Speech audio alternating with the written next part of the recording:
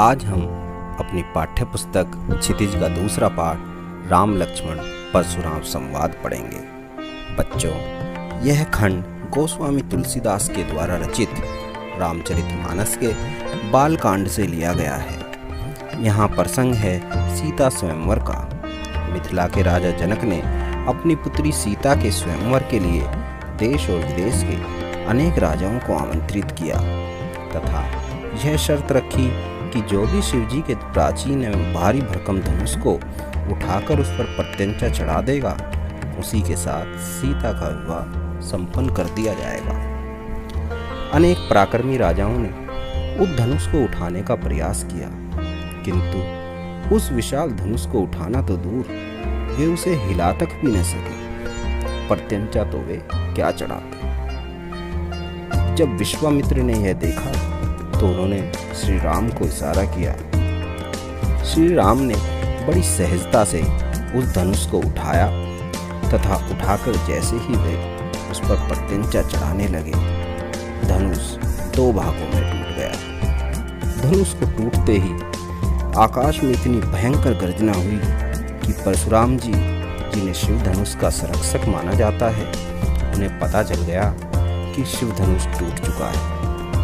वह क्षण भर में सभा में उपस्थित हुए और बड़े ही क्रोधित होकर राजा जनक से पूछने लगे कि यह शिव धनुष किसने तोड़ा है। तब बहुत ही सहज एवं सरल स्वभाव से श्री रामचंद्र जी कहते हैं, नाथ शंभु धनु भंज निहारा, होय यह केऊ एक दास तुम्हारा। आए सुकाह कहिए किन मोही, सुनि रिसाई बोले मुनि कोहि। कि हे नाथ, शिव जी के धनुष को तोड़ने वाला आपका ही कोई एक दास होगा।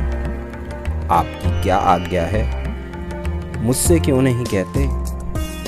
क्रोधी मुनि यह सुनकर और अधिक क्रोधित होते हुए बोले, सेवकु सो जो करे सेवकाई, हरि करनी करी करिए लड़ाई। सुनु राम जय शिव धनु तोरा, सहस बाहु सम सोर पुमोरा। सो बिल गाऊ विहाई समाजा, नैते मार जय ही सब राजा। हे राम, सेवक वह होता है जो सेवा करे। शत्रुता के कार्य करने वालों से तो लड़ाई ही करनी चाहिए। हे राम, सुन लो, जिसने भी यह शिव धनुष तोड़ा है, सहस्त्रबाहु के समान ही वह मेरा शत्रु है। इसलिए वह जल्द से जल्द इस समाज को छोड़कर अलग हो जाए, नहीं तो यहाँ उपस्थित सभी राजा मारे जाएंगे।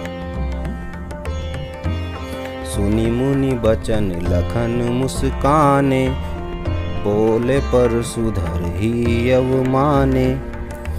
मुनि के इस प्रकार के वचन सुनकर लक्ष्मण मुस्कुराते हुए परशुराम जी का अपमान करने के उद्देश्य से बोले,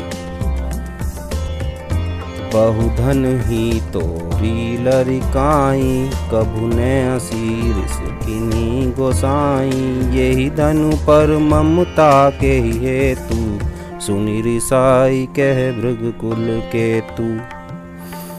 कि हे मुनिवर, हमने बचपन में ऐसी बहुत सी धनुइयाँ तोड़ डाली, किंतु तब तो आपने कभी गुस्सा नहीं किया। फिर इस धनुष पर ही आपकी ममता किस कारण से है। यह सुनकर भृगुकुल के वंशज परशुराम जी अत्यधिक क्रोधित होकर बोले, रे नृप बालक काल बस बोलत, तो ही ने संहार। धनु ही समुद्री प्रारी धनु, विदित सकल संसार। कि हे राजपुत्र, तुम काल के वशीभूत हो, इसलिए तुम अपना मुंह संभाल कर नहीं बोल रहे हो। बचपन में खेले जाने वाली धनुइयों से तू शिवजी के विश्वविख्यात धनुष की तुलना कर रहा है। यह सारा विश्व जानता है कि शिवजी ने अपने इसी पिनाक धनुष से त्रिपुरासुर नाम के असुर का वध किया था। हे मूर्ख बालक, तू इसे साधारण धनुष समझ रहा है। नमस्कार साथियों, पिछली चौपाई में हमने पढ़ा कि जब परशुराम शिव जी के धनुष को तोड़ने वाले के विषय में पूछते हैं तो लक्ष्मण उनका उपहास उड़ाते हैं। तब परशुराम अत्यंत क्रोधित होकर लक्ष्मण को जबान संभालकर बोलने की हिदायत देते हैं, लेकिन लक्ष्मण पुनः मुस्कुराते हुए व्यंग पूर्वक उनसे कहते हैं, लखन कहा हसी हमरे जाना, सुनूं देव सब धनुष समाना, का छति लाभ जून धनु तोरे, देखा राम नयन के भोरे, छुअत टूट रघुपति न दोसु, मुनि बिन काज करिए कत रोसु, बोले चिते परसु की ओरा, रे सठ सुनहि सुभाव न मोरा। लक्ष्मण व्यंग पूर्वक कहते हैं कि हे देव सुनिए, हमारी समझ में तो सभी धनुष एक समान हैं, हमें तो इनमें कोई भी फर्क नजर नहीं आता। फिर इस पुराने धनुष को टूट जाने पर किसी को क्या लाभ और हानि हो सकती है? श्री राम ने तो इसे नया समझा था, यह तो छूते ही टूट गया, इसमें श्री राम का कोई दोष नहीं है। आप तो व्यर्थ ही क्रोधित हो रहे हैं मुनिवर।